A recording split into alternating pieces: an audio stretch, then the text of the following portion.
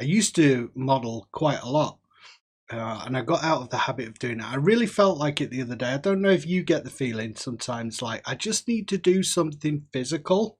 I need to create something physical that I can hold in my hand. All my stuff these days is all online. You know, my music collection, any artwork that I do in Photoshop. All my games are online. I don't have any physical things, and I'm not a collector and stuff. And I kind of fell out of the routine of painting and a little bit of the enthusiasm for it. I wanted to create my own, something of my own, you know, that I'd created rather than painting something someone else had made. So I decided, right, I'm going to make one of my characters from the game Star Wars Galaxies that I'm playing at the minute. So I've made a start. I'm trying to think how best to show this stuff. It's sculpting in Super Sculpey, it's called. Sculpey is a polymer clay that is easy to work with, doesn't dry out too much, and as you're working gives you time. So, you know, working with clay, you have to be mindful of the time because it'll dry out. This gives you a window, particularly for beginners like me, someone who's not done this for a long time. Yeah, I need time to work. So Super Sculpey, this is how it comes. It looks a little bit like plasticine. Sorry for the weird angle, by the way. It's all to do with the fact that I'm. So it comes out. It just looks like plasticine like that. I've got some that I'm working with. So I'll show you where I've got up to and how I'm working with it. I'm trying to think how best to show this stuff. So I'll probably turn the camera so that you can see what's going on better.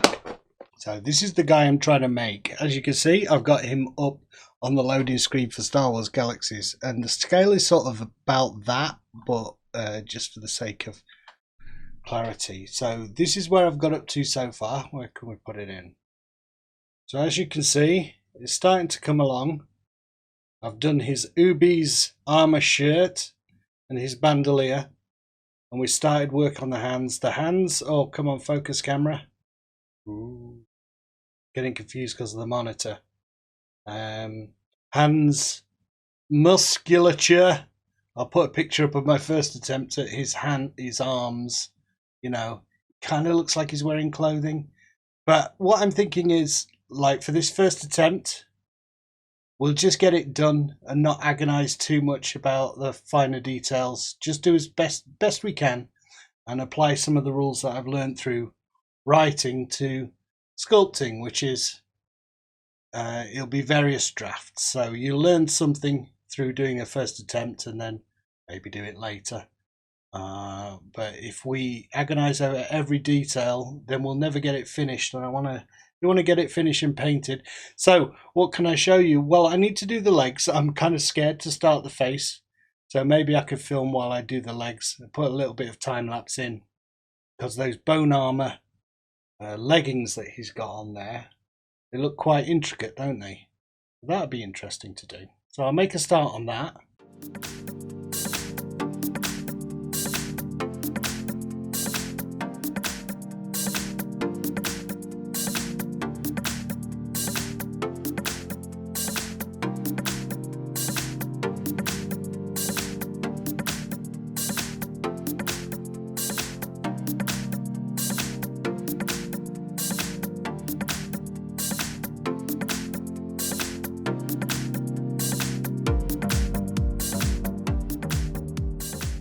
But yeah, that's where I'm up to with the legs. They're okay. I think he's slightly out of proportion. It might look better once the feet are in.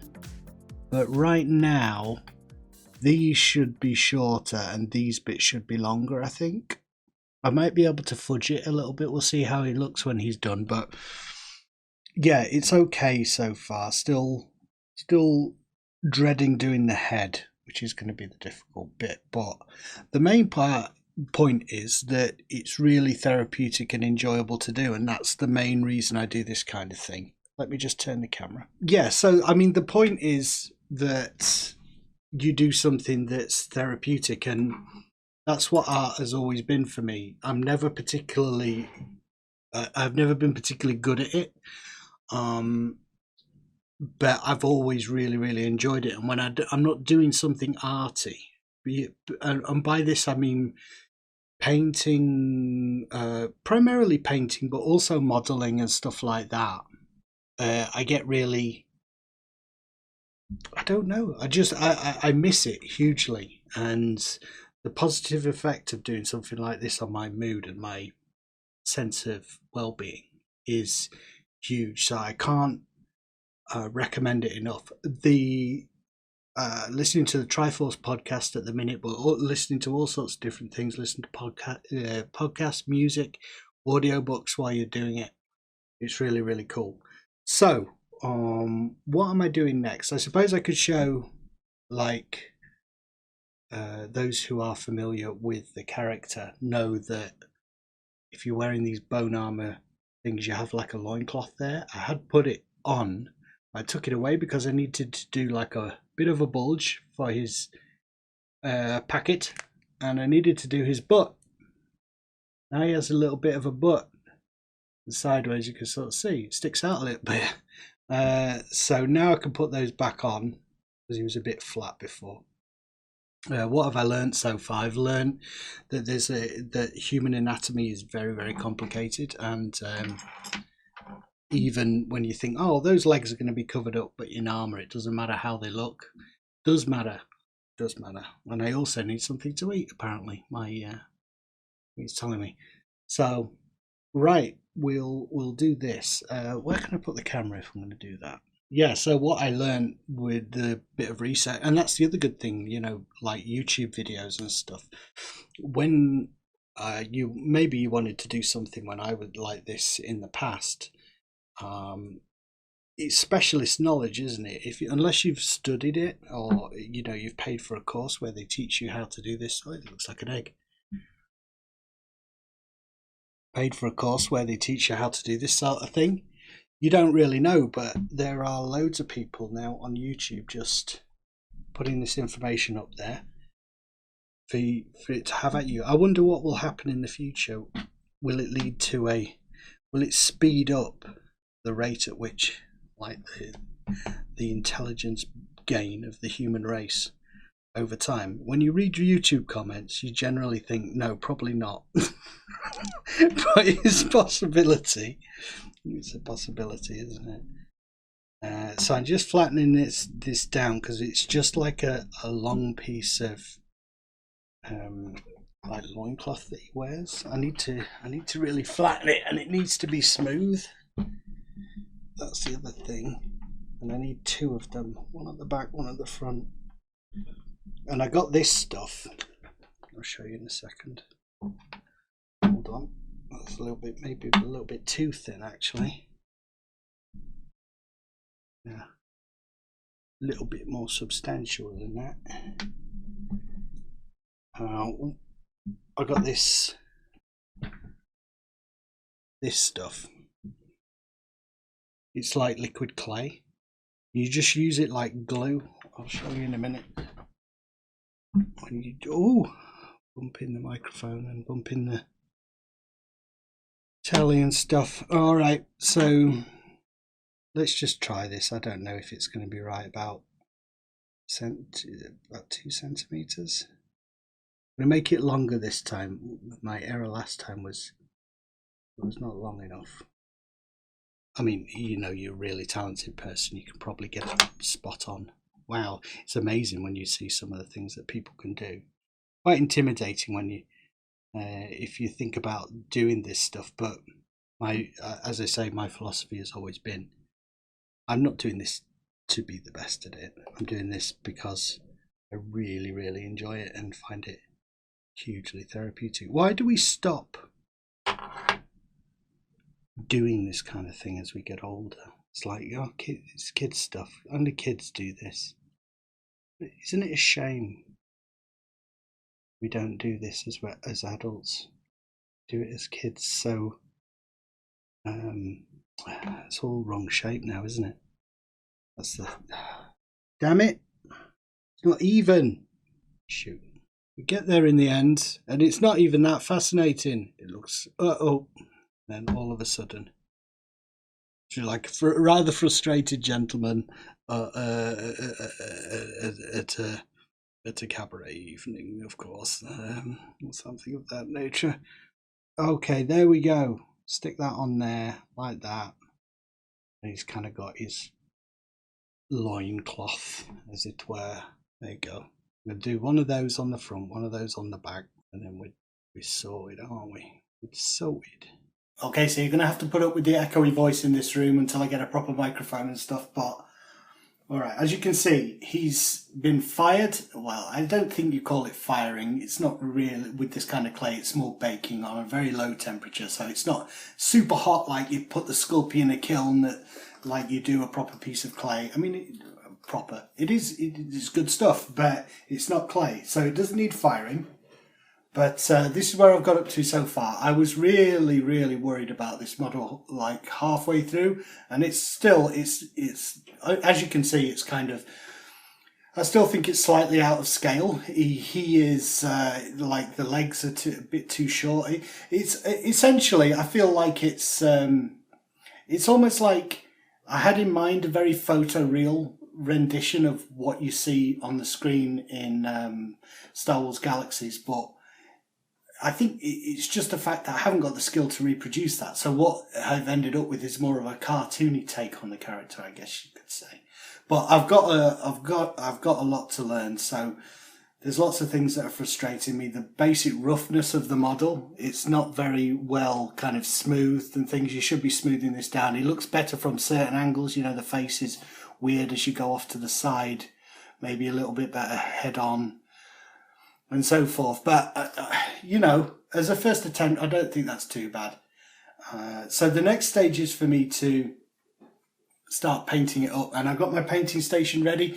The looming darkness behind me is just a load of books and stuff in the corner. But like my little painting station in the corner of the downstairs. So this is the bit I've really been looking forward to, because I like the modelling side of things, but that was very nerve-wracking, and I really thought halfway through, like I was saying, this is going to just be absolutely awful. I can't bear it. But somewhere around it came to the point where I think that's kind of acceptable.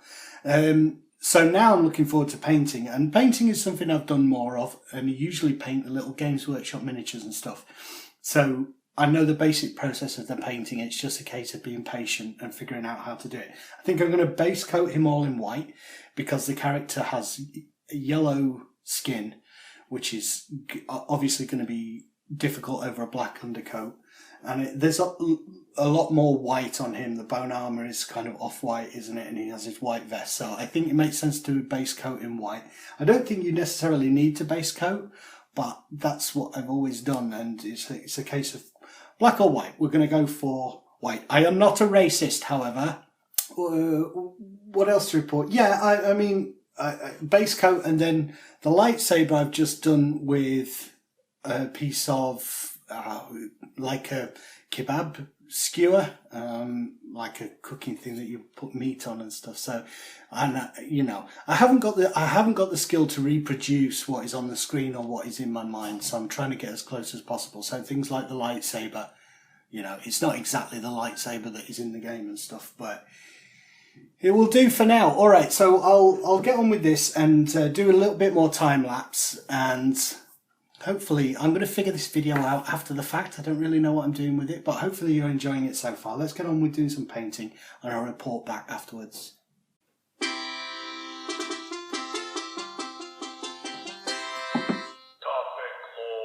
Topic Lords, it's a great podcast. Hi, I'm April. And I'm John. And I'm Jim, and this is Topic Lords, the only internet radio show where you can hear topics discussed.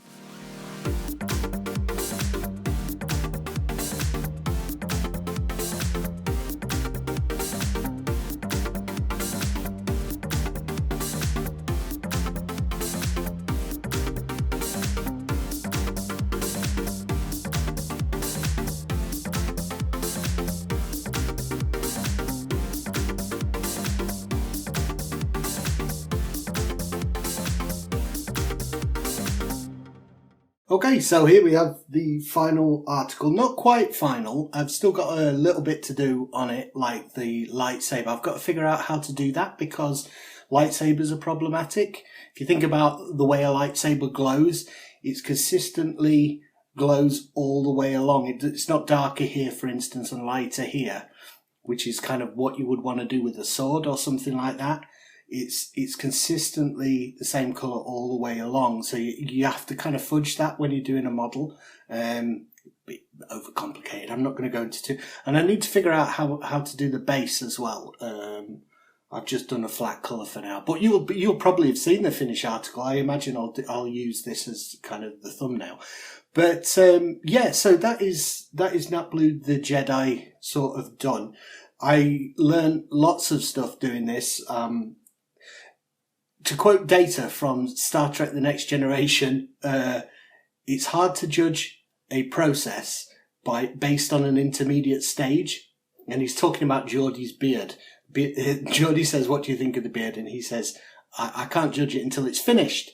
And it's finished growing. And that's kind of true. At each different stage of this, I've been like, oh no, this is horrible. Like the scale I was talking about earlier. I thought it was going to be horribly out of scale. And as it turns out, I don't think it's too bad. I think his head is probably a bit too big, but it's not too bad. And I think it's sort of just the style is consistent all the way through, which I'm happy with. And what else? Yeah, the painting. You know, like there's this stage in painting where you start shading, and once you add all the shading in, it really goes horrible. It looks absolutely awful. I think, oh no, the paint is making it really obvious where the sculpting is no good. But then once all the highlighting was done, it started to come together. But I've still got a lot to learn. One of the main things I've learned is you've got to make it smooth. So you can see as I bring it closer to the camera, you can perhaps see it starts to break down as it gets closer. You can see the bumps. You can see all the the inaccuracies. You know, his eyes are not even and stuff, and it's very bumpy skin. But I've bought a load of sculpting tools to help me with that, and it's just that I think it's just patience and practice. So I'm going to figure all that stuff out.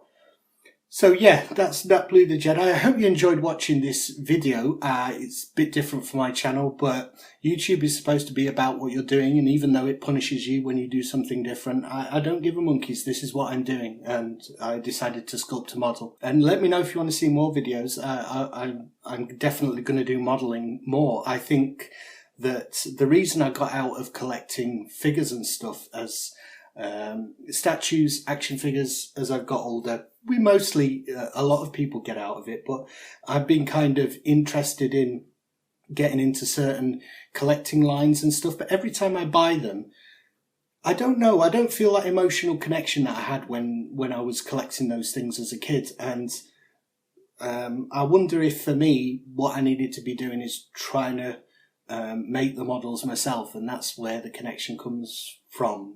I get more of a sense of this is something that belongs to me because I've made it, and maybe that's what I've been missing all along, and just stumbled across, well, I'll do this one day. And yeah, so I'm thinking, what else can I make? If you have any ideas about what I can make, yeah, let me know. I've already got lots of suggestions from my wife, who's telling me to make border collies. It's not, the only thing with that is it doesn't excite me. Like maybe if I make a hell dog border collie with horns and flaming fur, that'd be interesting. I tend to go for like fantasy and sci-fi stuff. But anyway, thanks for watching. As I say, see ya.